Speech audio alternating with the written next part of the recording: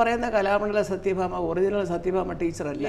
എവിടുത്തെ അധ്യാപിക കാണുമ്പോൾ നമുക്ക് മനസ്സിലാവും ഇത് ആത്മാഭിമാനം, ഈഗോ തുടങ്ങിയ പ്രശ്നങ്ങളുടെ കാര്യങ്ങളാണ്. നീ ആരാ മല്ലിക സുകുമാരന്റെ?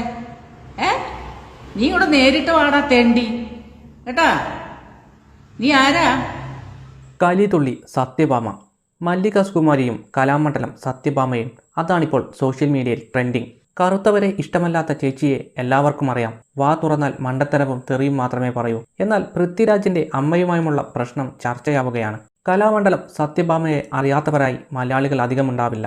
നർത്തകനും നടനുമായ RLV രാമകൃഷ്ണനെ അപമാനിച്ചതിനെ തുടർന്ന് സംഭവിച്ച കാര്യങ്ങളും കേരളം കണ്ടതാണ്. രാമകൃഷ്ണന് കാക്കയുടെ നിറമാണെന്നും മോഹിനിയാട്ടത്തിന് കൊള്ളില്ലെന്നുമായിരുന്നു സത്യഭാമയുടെ അന്നത്തെ പരാമർശം. ഇതിനു പിന്നാലെ വിവാദത്തിലായ സത്യഭാമ ഡ്യൂപ്ലിക്കേറ്റ് സത്യഭാമയാണെന്നും പലരും കരുതുന്ന കലാമണ്ഡലം സത്യഭാമ മറ്റൊരാളാണെന്നും നടി മല്ലിക സുകുമാരൻ അന്ന് പ്രതികരിച്ചിരുന്നു. ഇതിനെതിരെയാണ് സത്യഭാമ കഴിഞ്ഞ ദിവസം രൂക്ഷ വിമർശനവുമായി രംഗത്ത് വന്നത്.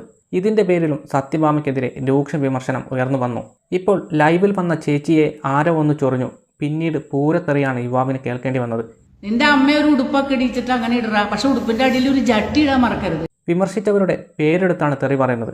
എന്നാലും എങ്ങനെ സാധിക്കുന്നു ഇങ്ങനെയൊക്കെ പറയാൻ?